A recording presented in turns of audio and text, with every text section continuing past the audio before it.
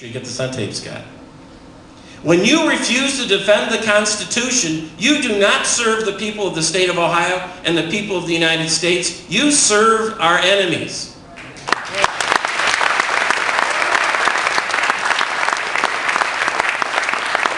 Most Americans still believe in financial responsibility in government, in lower taxes, in strong defense, in sensible immigration policies. And I'm tired of playing second fiddle in a party that seems to have forgotten its own founding principles.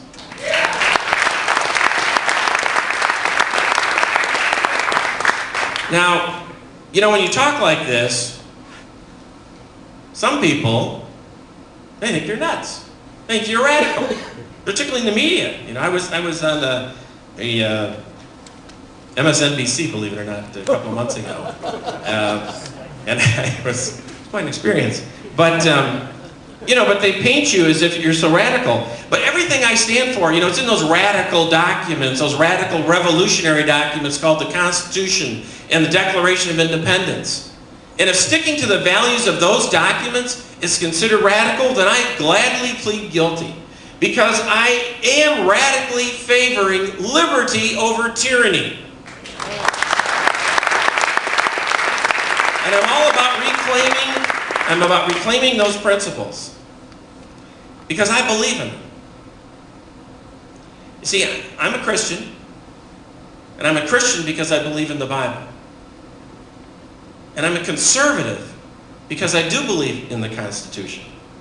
And I'm still a Republican because I believe that we must return the Republican Party to the principles that made our nation exceptional.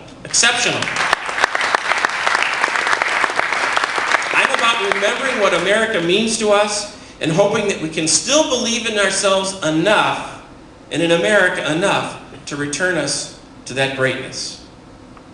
Because I don't want to believe that we've lost so much faith in ourselves that we must lean on government. We must allow them to take care of us. We must allow them to take our country to this European-style socialism which diminishes our liberty, increases our taxes, and steals our faith. Because it's happening. And we all know it's happening. It's happening in industry like the car industry. It's certainly happening in the healthcare industry. And now even in education with Common Core, it's happening. We need to believe in ourselves again. And my first act in Congress will be to insist that we take every action to overturn the Affordable Care Act, repeal it, get rid of it, plain and simple, it's got to go.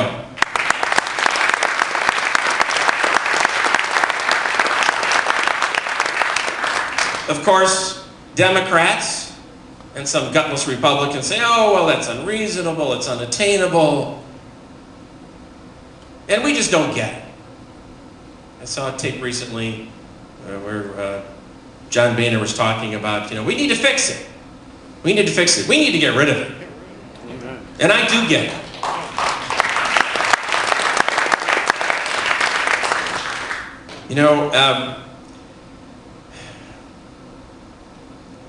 Life can be hard.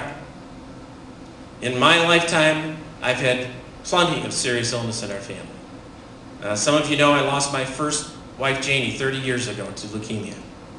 But my oldest daughter is also my campaign manager and is not here tonight. But at age 33, she had to have a pacemaker put in. And my wife, Laura, is a cancer survivor. I know about good health care.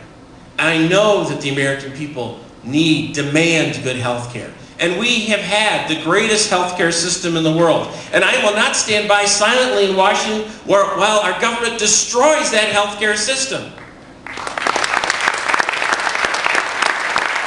We all know what's going on with Obamacare. The doctors are leaving their practices.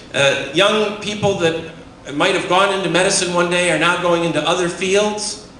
Doctors that used to come from all over the world to come to the United States to practice medicine. Now people are leaving to practice medicine elsewhere. And we need to do more than just get rid of Obamacare, although it's an important first step. We need to cut spending at all levels of government. We need a balanced budget amendment to control the federal government spending. And some of you may know that last year I was involved in a meeting with state legislators designed to promote a constitutional amendment to control spending of the federal government. We have to do it. You and I do it. All the states do it. When I get to Washington, I will be proposing that balanced budget amendment and arguing that this is the only way we're going to control the out of control growth of the federal government. And folks, we need federal term limits.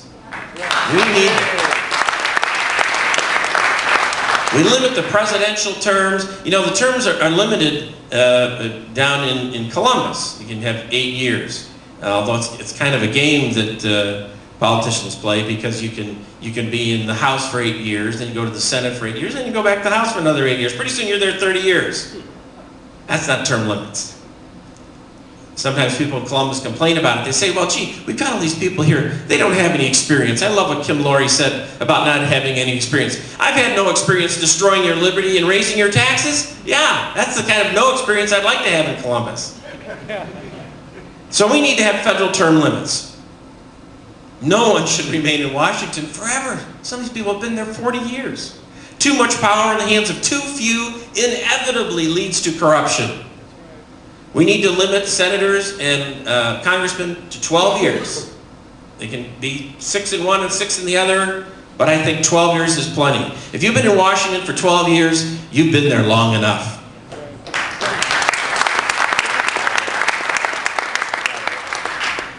You know, and folks, we need a defense policy that actually, you know, the word defense policy, it suggests you're defending the United States of America. How about we have a defense policy that really does put America first?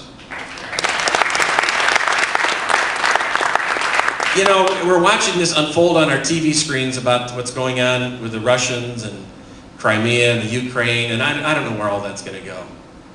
But I do know this. The single greatest diplomatic victory in the last 100 years was when Ronald Reagan stood down the Soviet Union and it fell apart in the face of the economic might of the United States. That diplomatic victory is now being lost. It's being slipped through the fingers of our current president, who is trembling while Putin moves forward. Some of you may know I put a sign up in front of my office when I get really frustrated and can't help but express myself about it. I have a sign I just took down that said that Obama has his pen, but we have our Constitution. But I'm about to put up a sign that says, Putin invades, Obama evades. And isn't that the truth? We need a foreign policy that reflects a strong America. You know, Ronald Reagan said that there's never been a war started because the United States was too strong. Yeah, and we need to be there again. But how can we be strong as a nation if we refuse even to guard our own borders? This is just nuts. We've become a lawless nation. We have millions of people coming to this country. We know they're here illegally. And we have a president who refuses to do anything about it. Now, you know, I tried to do something about it. When I was in the state legislature, I'm still in the state legislature, I filed 2 bills to try to discourage immigration in Ohio. One bill said that if you were not a legal citizen of the United States, or in the United States legally, you could not get a driver's license in Ohio. That seems pretty basic, wouldn't you think? Not here legally, you shouldn't get a driver's license. Another bill was that we should not give illegal students subsidized, that is tax-subsidized tuition at Ohio colleges. You know, what did we do?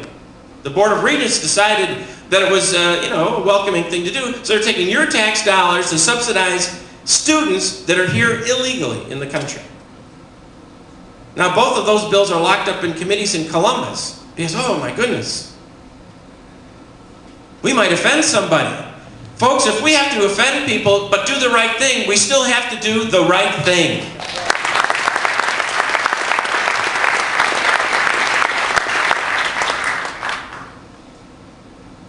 And folks, I have to tell you, it's long been on my heart, really since as far back as I can remember,